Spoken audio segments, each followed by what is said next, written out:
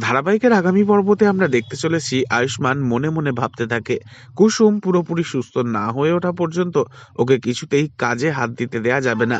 ও এখন ঘুমোচ্ছে, ঘুমাক, ঘুম থেকে উঠলেও আমার কোনো কথাই শুনবে না।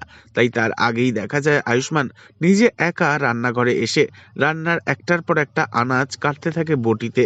কিন্তু এরপর আচমকাই দেখা যায় কুসুমের ঘুম ভেঙে যায়। কুসুম উঠে চলে আসে সোজা রান্নাঘরেতে। আর দেখা মাত্রই কুসুম বলে ওঠে, ছোট সাহেব আপনি পারবেন না, ওগুলো আমাকে দিন। তখন আয়ুষ্মান বলে, আয়ুষ্মান গাঙ্গুলি পারে না এমন কোনো কাজ নেই, আমি পারবই এটা। কুসুম তুমি ছেড়ে দাও।